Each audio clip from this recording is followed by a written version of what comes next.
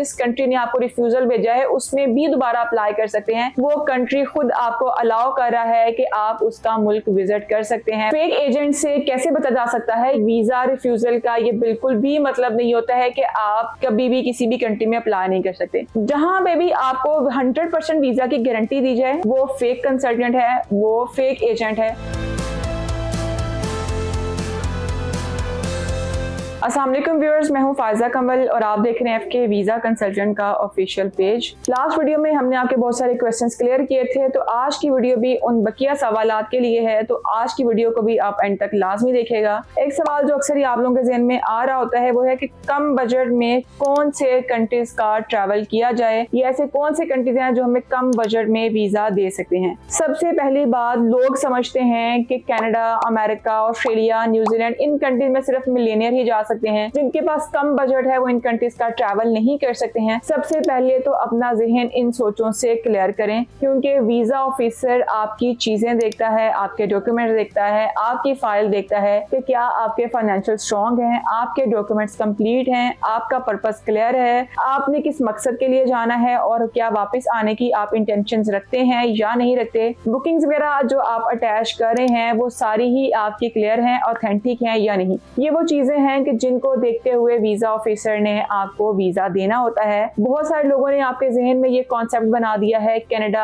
America, New Zealand, Australia, England, इन countries में जाना बहुत ही मुश्किल है, बहुत ही पैसा चाहिए इनके लिए, बहुत ही ज्यादा आपको लंबे चौड़े डॉक्यूमेंटेशन कंप्लीट करने होते हैं। ऐसा कुछ भी नहीं है। अगर आपके पास मिनिमम सभी बजट है, मिनिमम बजट से मतलब है कि अगर आप ट्रैवल करने के लिए जाना चाहते हैं तो कम से कम 8 से 10 लाख अपने पास बैंक में शो करवाएं, बैंक स्टेटमेंट में शो करवाएं। बाकी कंसल्टेंट आपसे चार्जेस ले सकता है, अपनी कंसल्टेशन फी ले सकता है। उसके अलावा सिर्फ आपने अपनी एम्बेसी फी पे करनी होती है। ये सिर्फ 2 से 3 पेमेंट्स हैं जो आपने पे करनी है। तो ये इतने से कम बजट में आप कनाडा, ऑस्ट्रेलिया, न्यूजीलैंड, अमेरिका, जहां पर भी आप जाना चाहते हैं आप ट्रैवल कर सकते हैं। मैं बार बार वही कहूंगी कि सिर्फ अपनी प्रोफाइल पे, अपने डॉक्यूमेंट्स पे आप मेहनत करें, आप वर्किंग करें तो आप भी बड़े कंट्रीज में जा सकते हैं। और इसके अलावा अक्सर ही आप लोगों के ज़हन में सवाल आ रहा होता है कि स्टिकर वीजा या ई वीजा, कौन सा आपको वीजा लेना चाहिए है। मैंने इस पे बहुत ही डिटेल्ड वीडियो बनाई हुई है, आप उसको भी लाजमी चेक करिएगा। लेकिन यहाँ पे मैं आपको थोड़ा सा एक्सप्लेन कर देती हूँ कि स्टिकर वीजा हो या ई वीजा हो, दोनों वीजास का मतलब यही है कि जिस कंट्री में आप ट्रैवल करना चाहते हैं, जिस कंट्री का वीजा लेना चाहते हैं, वो कंट्री खुद आपको अलाउ कर रहा है कि आप उसका मुल्क विजिट कर सकते हैं, वहां पे आप टूर कर सकते हैं, वहां पे आप ट्रैवल कर सकते हैं, तो ही उसने आपको वीजा दिया है। चाहे उसने आपके पासपोर्ट वीजा स्टिकर किया हो, चाहे आपको वाया ईमेल उसने आपको भेजा हो, तो वीजा आपको स्टिकर लगे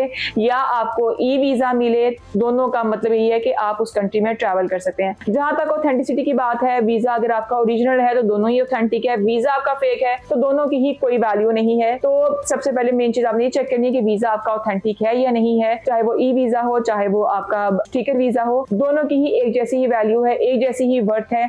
आपका इन आउट जो है वो आपका क्लियर करता है कि आप ट्रैवल कर चुके हैं या नहीं कर चुके हैं। तो स्टिकर वीजा लगने का ये बिल्कुल भी मतलब नहीं है कि हर कंट्री ही आपको ऐसे वीजा दे देगा चाहे आपके पास डॉक्यूमेंट कंप्लीट है या नहीं। और ई वीजा का भी बिल्कुल मतलब नहीं है कि आपको वीजा मिलना ही नहीं है चाहे आपके डॉक्यूमेंट्स कंप्लीट है या नहीं। तो दोनों सूरतों में आपको सेम ही वर्किंग करनी पड़ती है, दोनों सूरतों में एक ही जैसी वैल्यू है, वीजा ऑफिसर की नजर में भी, इमिग्रेशन की नजर में भी, क्योंकि आपके पासपोर्ट पे जितनी भी स्टैम्प्स हैं वो ये शो करवाती हैं कि आप ट्रैवल करने वाले पर्सन हैं या नहीं है। तो वीजा ई हो या स्टिकर वीजा हो, दोनों ही एक जैसे ही ऑथेंटिक होते हैं। और अक्सर ही आप लोगों के ज़हन में सवाल आ रहा होता है कि अगर एक दफा वीजा रिफ्यूज हो जाए तो क्या हम दोबारा से किसी कंट्री में अप्लाई कर सकते हैं या नहीं कर सकते हैं। सबसे पहले आपको एक चीज क्लियर करूं कि वीजा रिफ्यूजल का ये बिल्कुल भी मतलब नहीं होता है कि आप कभी भी किसी भी कंट्री में अप्लाई नहीं कर सकते। बहुत दूसरे कंट्री से दूर की बात है, आप इवन के जिस कंट्री ने आपको रिफ्यूजल भेजा है उसमें भी दोबारा अप्लाई कर सकते हैं, बार बार अप्लाई कर सकते हैं जब तक आपको वीजा नहीं मिल जाता। किसी भी कंट्री की तरफ से कोई रिस्ट्रिक्शन नहीं है कि वीजा रिफ्यूज हो गया है तो आपको दोबारा वीजा नहीं मिलना, बल्कि वीजा रिफ्यूजल का मतलब यही होता है कि आप नए सिरे से मेहनत करते हैं, चीजों पे मजीद अच्छी वर्किंग करते हैं ताकि आप में ये हो कि मैंने इस दफा वीजा लेना ही लेना है। वीजा रिफ्यूज कभी समटाइम ऑटो रिजेक्शन की वजह से आ जाता है, समटाइम ऐसा होता है कि वीजा ऑफिसर को आपके डॉक्यूमेंट्स की एक्सप्लेनेशन चाहिए होती है, उस वजह से वीजा रिफ्यूज हो जाता है। समटाइम ऐसा होता है कि पूरे कंट्री को टारगेट कर लिया जाता होता है, जो सिचुएशन रेडी होती है किसी भी मुल्क में, तो वीजा रिजेक्शन की बहुत सारी रीजन होती है। तो उस पर आपको बिल्कुल भी डिसाइड होने की जरूरत नहीं होती है, बल्कि आपको ये चाहिए होता है कि जो एलिगेशंस लगे हैं उनको क्लियर करके एप्लीकेशन को दोबारा अपनी सबमिट करवाएं ताकि आपको वो कंट्री वीजा दे सके। इवन के बहुत सारे लोग मेरे पास आते हैं, पूछते हैं कि हमारा वीजा कनाडा ने रिजेक्ट कर दिया, ऑस्ट्रेलिया ने रिजेक्ट कर दिया, अब हम क्या करें। अब आपने यही करना होता है कि जो एलिगेशन लगा है उस पर वर्किंग करें, उसको क्लियर करें। जो टाइम पीरियड मिला हुआ है 2 वीक्स 3 वीक्स 1 मंथ 2 मंथ जो भी टाइम मिला हुआ है उसी टाइम ड्यूरेशन के अंदर अपने डॉक्यूमेंट्स को कंप्लीट करके दोबारा से अप्लाई करें। अब बहुत सारे लोग क्या करते हैं कि आपको एम्बेसी ने कहा कि आपकी बैंक स्टेटमेंट वीक थी, आपके डॉक्यूमेंटेशन स्ट्रांग नहीं थे, आप क्या करते हैं, आज वीजा रिजेक्ट आया है, आप चाह रहे होते हैं कि अगले दिन ही वीजा अप्लाई हो जाए। तो ऐसा बिल्कुल भी नहीं होता, हर चीज थोड़ा सा टाइम टेकिंग होती है। फॉर एग्जाम्पल आपने आज वीजा अप्लाई किया, आपका वीजा रिजेक्ट हो गया, तो आपको उसके बाद 3 to 4 मंथ का वेट करें ताकि वीजा ऑफिसर की नजर में भी हो कि आपने अपने डॉक्यूमेंट्स पे अपनी फाइल पे वर्किंग की थी तो ही आपने आगे अपने डॉक्यूमेंट सबमिट करवाए थे। जबकि कुछ कंट्रीज हैं वो अगर आपको टाइम फ्रेम एक देती हैं कि इस टाइम पीरियड के अंदर आपने उनको रिस्पॉन्स करना है, तो उसी टाइम पीरियड के अंदर ही आपको उसका रिस्पॉन्स करना चाहिए। तो वीजा रिजेक्ट होने का मतलब बिल्कुल भी नहीं है कि आप दूसरे कंट्री में अप्लाई नहीं कर सकते हैं।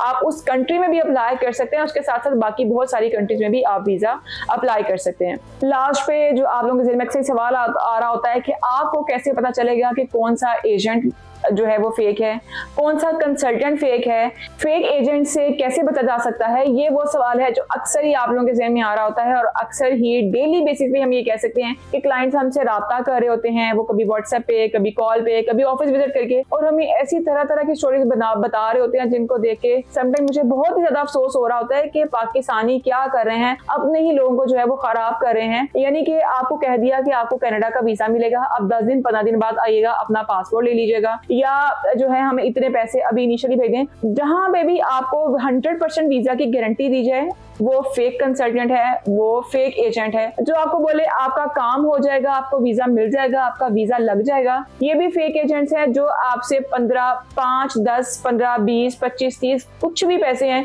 इनके डिमांड करे, वो भी फेक एजेंट है। जो आपके डॉक्यूमेंट्स होल्ड करे, आपका पासपोर्ट, आपके जो ऐसे कॉन्फिडेंशियल डॉक्यूमेंट्स हैं उनको होल्ड करे, उससे भी आप अंदाजा लगा सकते हैं फेक एजेंट है या फेक कंसल्टेंट है।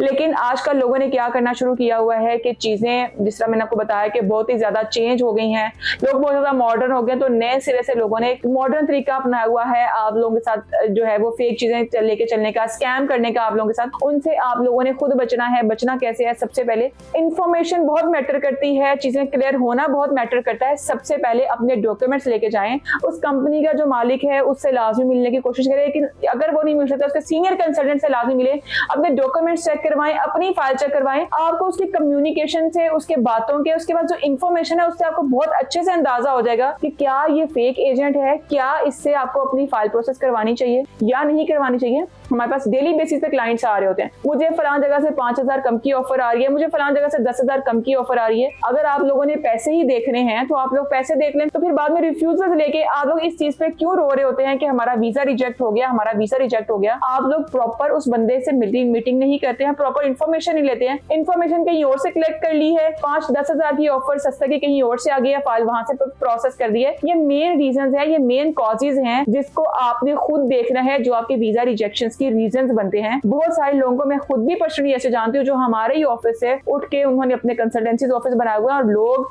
अक्सर में कह रहे थे मुझे फलां जगह से 10,000 कम की ऑफर आ रही है, 5,000 कम की ऑफर आ रही है। तो आप लोग इन चीजों से बचें, क्योंकि आपने खुद इन चीजों को देखना है, खुद इन चीजों से निकलना है। वो मैंने आप लोगों को नहीं बताना कि फलां कंसल्टेंट फेक है, फलां एजेंट फेक है। वो आपने खुद विजिट करना है, अपने डॉक्यूमेंटेशन चेक करवाने हैं, उसके बाद ही आपने सोचना कि क्या हमें स्टेप लेना चाहिए है या नहीं लेना चाहिए। 5-10 हजार कम से बहुत बेहतर है, आपका टाइम जाया होने से बहुत बेहतर है कि 5-10 हजार आप ज्यादा भर के किसी अच्छे कंसल्टेंट के पास रह जाएं, कोई अच्छी इंफॉर्मेशन ले। जहां पे आपको इंफॉर्मेशन क्लियर होगी वहां पे ही आप समझ लें कि आपको वीजा मिल सकता है। अगर आपके ज़हन में मजीद किसी भी तरह का कोई सवाल आता है तो आप कमेंट सेक्शन में जरूर बताइएगा, क्योंकि हम क्वेश्चन आंसर का ये सिलसिला आगे कंटिन्यू रखेंगे ताकि आप लोगों को वक्तन फवक्तन इंफॉर्मेशन मिलती रहे, उस हिसाब से अपनी डॉक्यूमेंटेशन कंप्लीट करते रहें और आप भी बाहर के ममालिक का एक अच्छा सा ट्रैवल करके अपनी जो है वो एक अच्छी ट्रैवल हिस्ट्री बनाते रहें और आपका जो है ये भी ख्वाब पूरा होता रहे। अगर आप एफके वीजा की तरफ से किसी भी तरह की सर्विसेज लेना चाहते हैं, डॉक्यूमेंट्स भी चेक करवाना चाहते हैं, तो दिए गए नंबर पे हमें कॉल या मैसेज कर सकते हैं या हमारा ऑफिस भी विजिट कर सकते हैं।